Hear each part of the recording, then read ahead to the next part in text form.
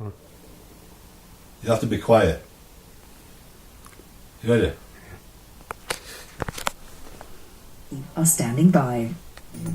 Hello. Well, property still continues to fascinate us, and despite the current market conditions, it is still possible to find a bargain. Buying at the right price is imperative if you want to see any profit at the end of the day. Yeah, one way to do that is to buy your next home under the hammer.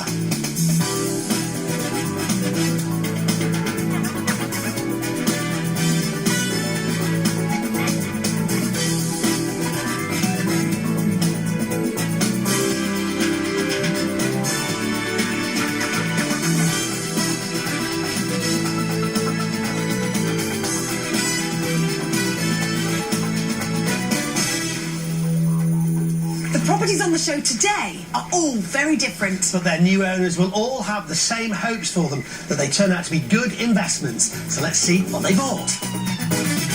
In North Yorkshire, the period features in this listed building have me on my knees. Look at these floorboards.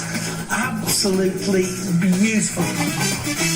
But in Nottingham, these floorboards are home to some undesirable guests. There they are, look, munching their little way through all your woodwork. And the sloping floor and strange staircase in this Dover terrace worry me. That is a serious issue. I don't like this. Not a good start, is it? All these properties have been sold at auction. We'll find out who bought them and what they paid for them when they went under the hammer. Sold at 136, thank you.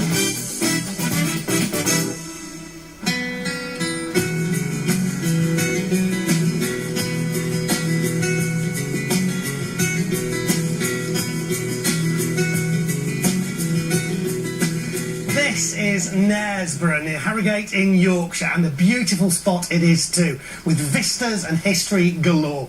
There's a castle dating back to 1100, this wonderful viaduct across the River Nid, and surrounding countryside to die for. Yes, oh, and don't forget, in June, a bed race through the centre of town. Don't be fooled into thinking Knaresborough is a sleepy little Yorkshire town. It very much mixes the old with the modern, with good rail and road links to Harrogate and beyond. It's a thriving, busy place. I love high streets like this, a real hodgepodge of shops selling everything and anything, and without the kind of chains that you see in so many a high street these days. It probably hasn't changed much, in fact, in the last 100 years, possibly longer. For instance, the property I'm here to see dates back to 1720, and it's listed, no less. It's a former hairdresser's with a flat above, had a guide price of 120 grand. Let's take a look. So, good location, which is a start, and in terms of a commercial unit, a reasonable amount of floor space. Now, as you can see, it's laid out as a hairdresser's. A bit dated and possibly not up to modern standards, but a bit of investigation has revealed that it didn't actually close down through lack of trade, but more because the owner or the previous owner had decided just to retire. So you do know that there is demand for this kind of thing here, which is great. The property itself is intriguing already. You've got this lower area here, up these little steps to this second area here. Stairs down to a basement. That one looks dark and dingy there. Obviously, some of these units and fitments, very old-fashioned. But as a starting point, intriguing, as I said, and quite interesting. Yes, if you were looking to run it as a hairdresser's, then with a bit of updating here and there, it's just about ready to go. I'm gonna wash that man right out of my hair. I'm gonna wash that man right out of my hair and send him on his way. There's a kitchen area at the back that might need a bit more work, but all in all, it's promising. Let's hope that the accommodation above, with its separate access at the rear of the building, is just as good. I'm gonna wash that man. So, what of the flat? Well, not a very good start, I'm afraid. This very narrow staircase leading up to it, and then it gets worse. Look at this. There should be some kind of a banister here to stop people, or children especially, falling down there. Really, it's got to be, a reasonable height to stop you toppling over it as well. But more stairs up to more rooms and more rooms around the back. But I'm really interested in this one at the front. It's a good-sized space. I'd like to see some original features. It'd be great to see a really old fireplace. Maybe behind there is one. But that aside, it's a nice light room, partly because of this beautiful bowed window at the front. Absolutely fantastic. I mean, the negatives of that are it's going to cost a fortune to get one like that to replace it, and being listed, you're probably not going to be able to put double glazing or something else in its place. So restoration required, and it may be that you even need toughened glass in the bottom, as it is a bit of a danger. But as a feature, I love it. Charm and period often do come at a cost. Not only can features like this be more expensive to repair, but you're limited to what you can do with them. But I'd rather live with those limitations any day. Well, if you like quirkiness, then this little flat is certainly going to appeal to you. Little tiny room there, a storage room if you like. Your bathroom is there, and then a few issues with head height as you enter into the kitchen. But suddenly, wow! Look at this!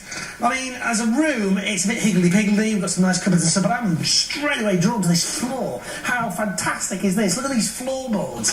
Absolutely beautiful. I mean, I probably want to sand them off a little bit, but I wonder if the rest of the flat has floorboards like this, in which case, when it comes to doing the renovation, lots of exciting things to potentially find. What there is to find is that on the second floor there are 2 bedrooms, both rather quirky in shape and size, but with the old fireplaces. Then there's a small box room. There's even the added bonus of an attic room on the top floor.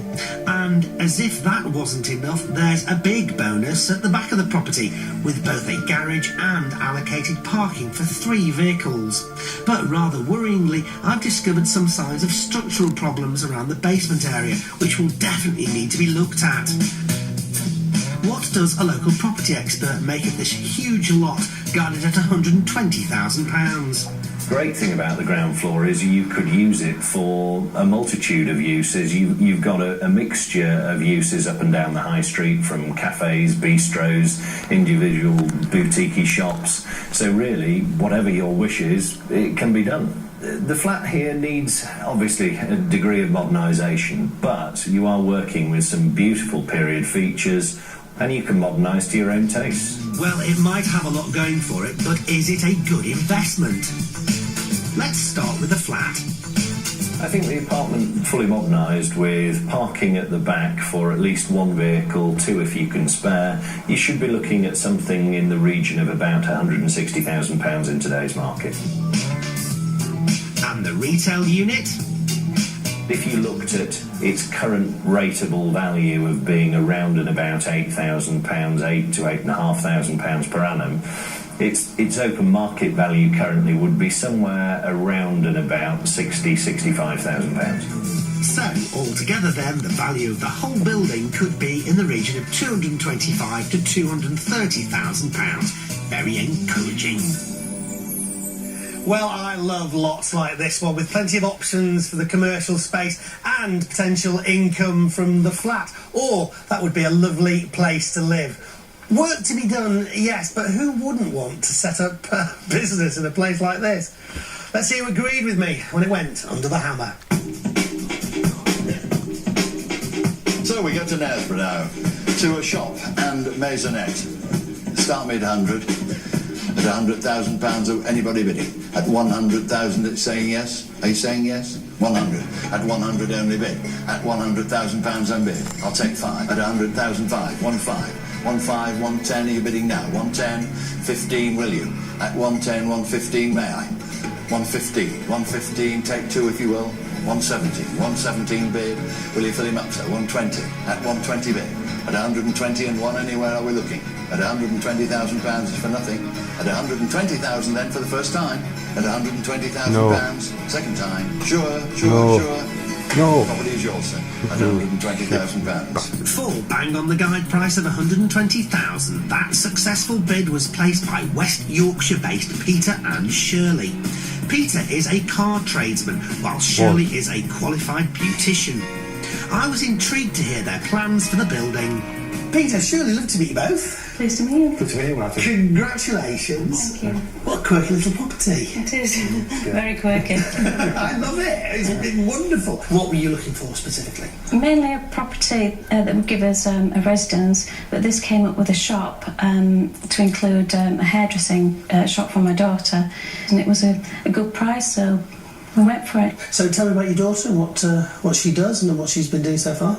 Well, she's taken a college exams doing hairdressing, and now she's qualified, so she'll have her own shop to do her hairdressing in, and it's perfect for it, really. Right, so this will be her own shop. Wow. Yeah, well. What a fantastic thing to do. With support like that, what more could Sarah need as she starts her very first hairdressing salon at just 21 years old? When you begin to smile, you change my style, my Sarah. But before she can start snipping, there's a lot of work to do here. So let's start with the shop downstairs for a start. What are you going to do to it? Well, the first priority is the shop, to get it up and running, hopefully within 6 to 8 weeks before we can do it. And it's going to be stripped out and then refurbished. And what about the budget for the work? It's coming in between 5 to 10,000. And is that including the new fixtures and fittings? Ah, okay. Now let's move on to the flat. Obviously it is wonderfully quirky, but when it comes to restoring those kind of properties, there are often hidden things, aren't there? Tell me what you're planning to do to it. Get it all completely stripped out and then replastered, so it has new sort of finish. Probably central heating as well, radiators. There's no heating really. So what about budget for the works in here? Could be anything between 10 to 30,000, depending on how far you take it. As well as the plans for the flat and shop, there's the basement. The basement is probably the last one we do because it's very, very untidy down there. Probably some structural work needs doing down there. Wants new windows. It's a possibility, if you spend money down there, you can make it into a self-contained flat. It goes to full length of the shop, so there's quite a lot of room down there. But there's a lot of work to do as well. With those structural issues, they might find they need to look at the basement sooner rather than later, but at least they're aware of them. Sarah will eventually move into the flat with her young son, Kai, and her boyfriend. So, along with the salon, this is a big step for her, just fresh out of college. How does she feel about it? So, Sarah, this is going to be your salon. Yeah.